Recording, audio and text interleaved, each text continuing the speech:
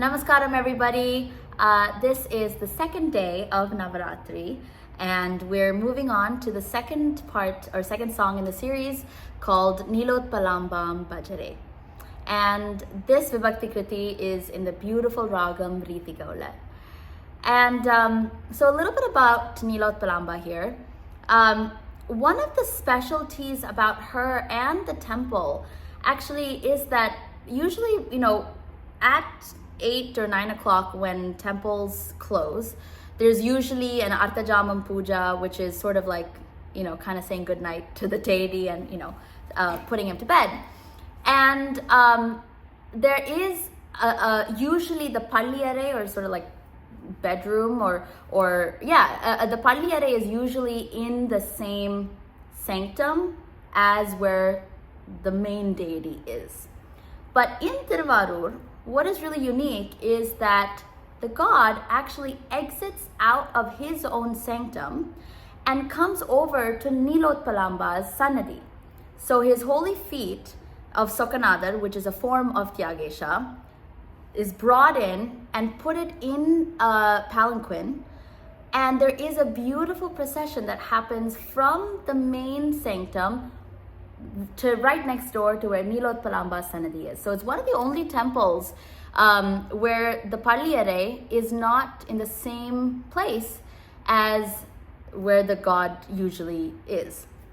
And that happens during the Artajamam Puja, which is around 8:45 or 9 o'clock every day. And so that's beautiful. And Nilotpalamba, the Sannadhi of Nilotpalamba is sort of where that happens. And everybody sort of ends their day, their daily sort of ritual in her sanctum. And that's beautiful. And this part of the temple tour, so we ended in the Rajanarayana Mandapam, and we will be exiting out of there and going into another mandapam right next door, which leads right into the main Dvajastambam of the temple. You might have heard me talk about this Dvajastambam in previous videos. It's a beautiful structure. It signifies sort of where the main deity is, where you're about to enter, where the inner sanctum is. That's where the Kodietram happens for the Te, for any big festival. When the flag is being hoisted, it's hoisted on that Dvajastambam. Muthuswami Dikshitar has composed a beautiful, grand magnum opus called Tyagaraja Mahadvaja Rohanam on that Dvajastambam. So you'll be seeing that as you exit out of that mandapam and into the inner sanctorum. And we were really blessed to be able to capture a little bit of footage here. And you'll see a Nandi which is standing. And usually Nandis are sitting in any sort of Shivan temple, but this Nandi is special. He's standing because the deity, Tyagesha, who he's facing, is a king, right? Tyaga Raja, he's a Raja. And so out of respect, this Nandi is actually is standing, so you'll never see him sitting. And we obviously won't see Tyagesha because the footage is prohibited, but you'll see a beautiful photo of him, and we end our tour there for this video. So enjoy the Nandi, the Dvajastambam, the other mandapam, and hope you enjoy the song.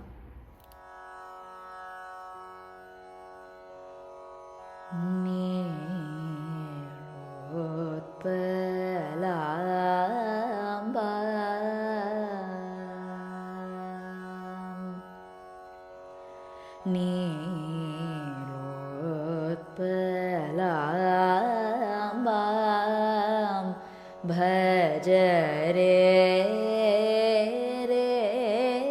Chita Vidhi Vitanka Tyagarajam Tarangam Shri Nilotpalambam Bhajare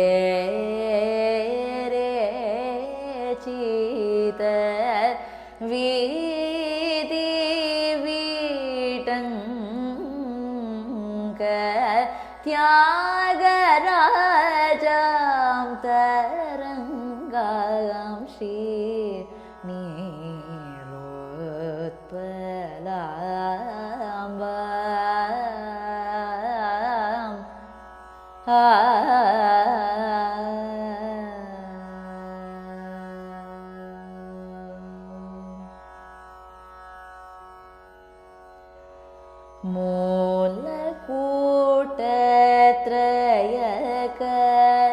मूलकूटत्रयकलेभर शोभारुणां मोचुकुन्दादिनूत पङ्कज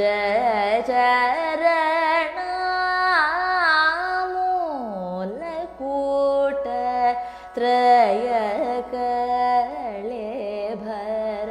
शोभारुणां मोचुकुन्दादिनूत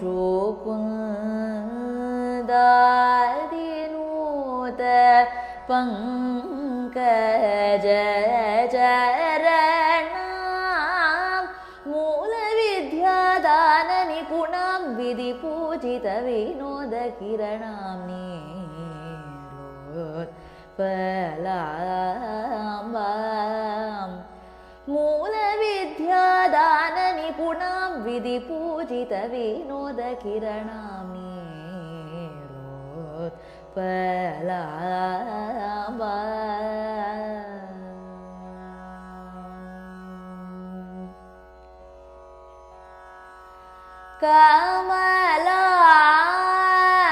कमलानगर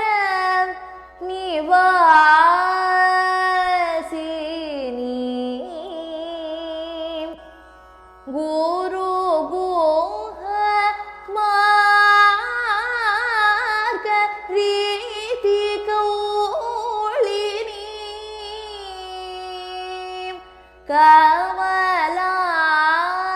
कमलानगर निवासिनी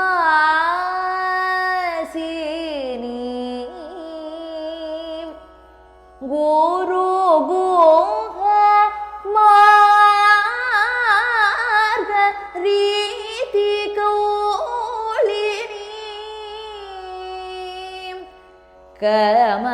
कमनीय कामकला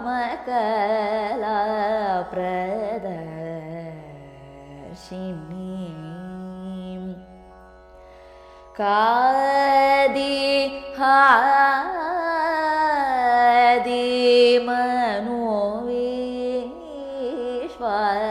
मनोविश्वासिनीं कमनीय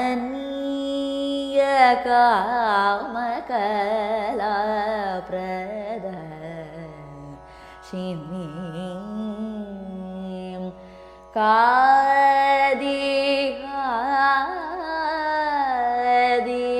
मनोविश्वासिनीं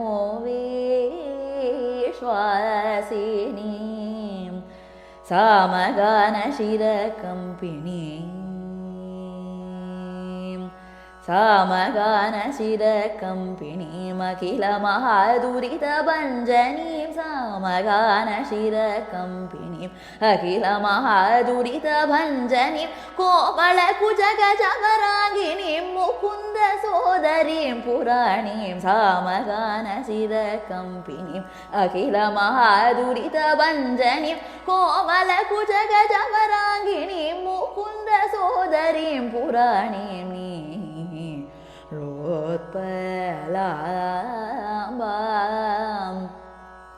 भज रे शीतवीधिविटङ्क